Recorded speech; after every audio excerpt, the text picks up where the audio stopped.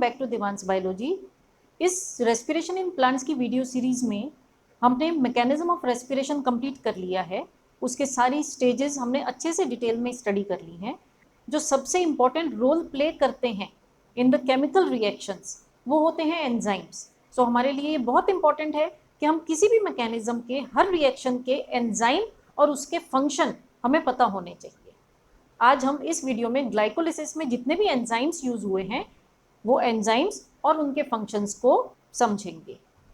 Glycolysis में सबसे पहला स्टेप होता है glucose gets converted into glucose 6 phosphate, या फिर हमें कहना चाहिए glucose is phosphorylated to glucose 6 phosphate.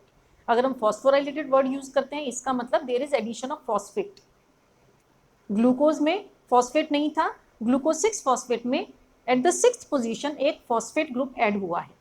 इस रिएक्शन को कैटेलाइज करता है हेक्सोकाइनेज एंजाइम। जहां पे भी हमें एंजाइम में काइनेज वर्ड अगर नजर आता है तो काइनेज एंजाइम का फंक्शन होता है to add chemicals such as phosphates to the other molecule. Phosphate को दूसरे मॉलिक्यूल में ऐड कर देना। यहाँ पे हमारा मॉलिक्यूल था ग्लूकोज, फॉस्फेट को ग्लूकोज में ऐड किया गया है। इस फंक्शन को हम कहते हैं phosphoryl transfer, means transfer of phosphate. In the next reaction जहाँ पे glucose 6 phosphate was converted into fructose 6 phosphate. अब ग्लूकोज 6 फॉस्फेट और फ्रक्टोज 6 फॉस्फेट ये दोनों एक दूसरे के आइसोमर्स हैं। आइसोमर मतलब क्या होता है, जो एंड प्रोडक्ट बना है उसका molecular formula will remain same. Molecular formula हमारे यहाँ पे कौन सा था, ग्लूकोज 6 फॉस्फेट, ये इसका आइसोमर बना था फ्रक्टोज 6 फॉस्फेट। तो जो फ्रक्टोज 6 फॉस्फेट बना है इसका मतलब है कि फ्रक्टोज 6 फॉस्फेट का मॉलिक्यूलर फॉर्मूला और ग्लूकोज 6 फॉस्फेट का मॉलिक्यूलर फॉर्मूला सेम है, सिर्फ स्ट्रक्चर में डिफरेंस आया है। तो यहाँ पे फॉस्फोग्लूको आइसोमरेज एंजाइम इस रिएक्शन को कैटेलाइज करता है। उसके फंक्शन को हम कहेंगे कि वो आइसोमराइजेशन कर रहा है और आइसोमर बना रहा है। इन the next step fructose 6 phosphate convert होता है फ्रक्टोज 1,6 बिस फॉस्फेट में। इसमें 6th पोजीशन पे एक फॉस्फेट ग्रुप था, इसमें 1st और 6th पोजीशन पे दो फॉस्फेट ग्रुप्स हैं। एक फॉस्फेट 1st पोजीशन पे, दूसरा फॉस्फेट 6th पोजीशन पे। इसका मतलब there is addition of phosphate. अगर एडिशन ऑफ फॉस्फेट होता है तो उसमें हमारा वर्ड यूज होता है काइनेज। मैंने आपको अभी थोड़ी देर पहले बताया कि काइनेज का मतलब है addition of phosphate to the molecule, तो उसको हम कहते हैं फॉस्फोराइलेशन हुआ है। तो इस स्टेप में फ्रक्टोज 6 फॉस्फेट का फॉस्फोराइलेशन हुआ है और फ्रक्टोज 1,6 बिस फॉस्फेट बना है। इसमें जो एंजाइम यूज हुआ है वो है फॉस्फोफ्रक्टोकाइनेज, इसको हम PFK भी कहते हैं। ये बहुत इंपॉर्टेंट एंजाइम है। इस एंजाइम को हम पेस मेकर ऑफ ग्लाइकोलाइसिस कहते हैं। पेस मेकर का फंक्शन आपको पता है, it regulates the heart beat, it can increase और decrease the heart beat according to the requirement of the body. इसी टाइप से ग्लाइकोलाइसिस के इस एंजाइम को पेस मेकर कहा गया है। इसका मतलब ये एंजाइम ग्लाइकोलाइसिस के प्रोसेस को कंट्रोल करता है, रेगुलेट करता है।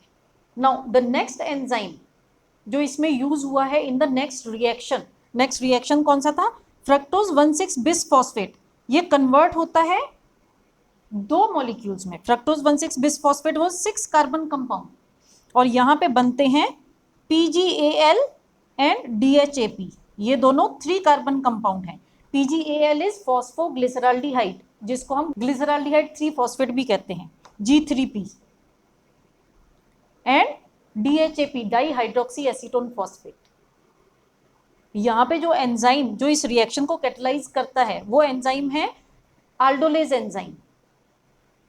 ये जो फ्रक्टोज 1,6 बिस फॉस्फेट है this is आल्डोल compound.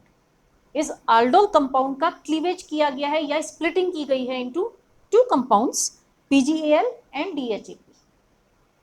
So aldolase enzyme का काम है आल्डोल क्लीवेज।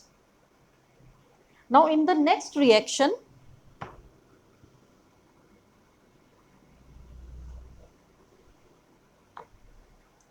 PgAl और DHAP की, जिसकी मैंने अभी आपसे बात की, ये दोनों एक दूसरे के आइसोमर्स हैं। ये दोनों एक दूसरे के आइसोमर्स हैं। तो इनके लिए जो रिएक्शन कैटेलाइज करने वाला एंजाइम होता है वो है फॉस्फोट्रायोज आइसोमरेज। ट्रायोज क्यों? क्योंकि ये 3 कार्बन कंपाउंड है, इसलिए ट्रायोज। यहाँ पे हेक्सोकाइनेज क्यों यूज किया था?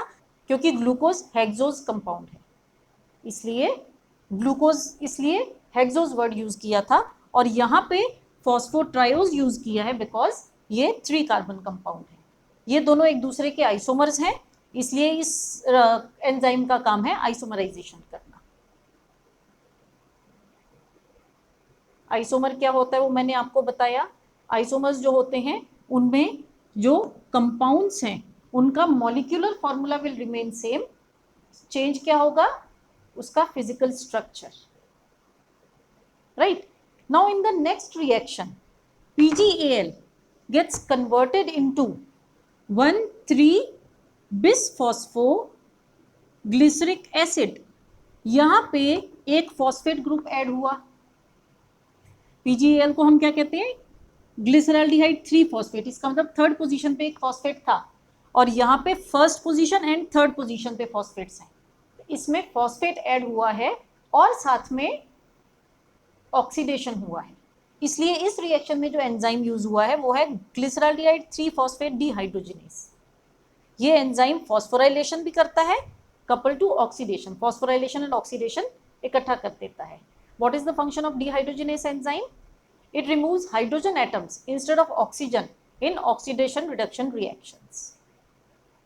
In the next step 1,3-bis-phosphoglyceric acid जो है वो बन जाता है phosphoglyceric 3-phosphoglyceric acid। अब आप यहाँ पे देख रहे हैं कि यहाँ पे 2 फॉस्फेट ग्रुप थे, यहाँ पे 1 फॉस्फेट ग्रुप है। तो इस रिएक्शन को कैटेलाइज करने वाला हमारा एंजाइम है phosphoglycerate transphosphorylase. Transphosphorylase enzyme transfer करता है phosphate group from one molecule to another. यहाँ पे जो फॉस्फेट था वो ट्रांसफर हुआ है, एक फॉस्फेट निकल के वो ट्रांसफर हुआ है ADP में to form ATP। In the next reaction 3-phosphoglyceric acid gets converted into 2-phosphoglyceric acid। अब आप इसमें देखो कि जो फॉस्फेट ग्रुप थर्ड पोजीशन पे था वो फॉस्फेट ग्रुप सेकंड पोजीशन पे आया है। इसका मतलब फॉस्फेट ग्रुप दूसरे मॉलिक्यूल में नहीं ऐड हुआ है, इंस्टेड सेम मॉलिक्यूल में फॉस्फोग्लिसरिक एसिड में ही उसने अपनी सिर्फ पोजीशन चेंज की है। तो जिसमें फॉस्फेट ग्रुप अपनी पोजीशन चेंज करता है या शिफ्ट करता है अपनी पोजीशन, उस एंजाइम को हम म्यूटेज एंजाइम कहते हैं। इस रिएक्शन में इस एंजाइम का नाम है फॉस्फोग्लिसरोम्यूटेज। तो म्यूटेज एंजाइम का काम होता है फॉस्फेट ग्रुप को शिफ्ट करना, that is phosphoryl shift. In the next reaction 2-phosphoglyceric acid gets converted into phosphoenol pyruvate with the help of enzyme enolase। enolase enzyme dehydration करता है, इसमें डिहाइड्रेशन हुआ तो 2-phosphoglyceraldehyde कन्वर्ट हुआ फॉस्फोइनॉल पायरूवेट में। और इसका लास्ट रिएक्शन ग्लाइकोलिसिस का है, फॉस्फोइनॉल पायरूवेट बन जाता है पायरूविक एसिड। ग्लाइकोलिसिस में क्या होता है? 1 molecule of glucose gets converted into 2 molecules of pyruvic acid। इस लास्ट रिएक्शन को कैटेलाइज करने वाला एंजाइम है पायरूवेट काइनेज। यहाँ पे भी जो फॉस्फेट ग्रुप था वो ADP में ऐड होके ATP बना है। ये जो रिएक्शन है और दूसरा ये रिएक्शन, ये दो रिएक्शंस जिसमें फॉस्फेट ग्रुप रिमूव हुआ है और ADP में ऐड होके ATP जिसने बनाया है, इसको हम कहते हैं सबस्ट्रेट लेवल फॉस्फोराइलेशन। इसका मतलब synthesis of ATP directly from the metabolite. ये दो रिएक्शन सबस्ट्रेट लेवल फॉस्फोराइलेशन। किसी भी मैकेनिज्म की अगर हम बात करें तो उसमें सबसे इंपॉर्टेंट रोल प्ले करने वाले एंजाइम्स होते हैं, इसलिए हर मैकेनिज्म के हर रिएक्शन को जो कैटेलाइज करने वाला एंजाइम है उसके बारे में हमें पता होना चाहिए, उनके फंक्शंस और उनके नेम्स, एंजाइम के नेम्स एंड एंजाइम के फंक्शंस हमें पता होने बहुत ज़रूरी है। आई होप आप लोगों को ये सब समझ में आया होगा। स्टिल अगर आपको कोई डाउट है तो आप लोग कमेंट बॉक्स में लिख सकते हैं, आपके डाउट्स क्लैरिफाई किए जाएंगे। इन द नेक्स्ट वीडियो हम क्रेब्स साइकिल के एंजाइम्स, उनकी लोकेशन और उनके फंक्शंस को देखेंगे। Thank you.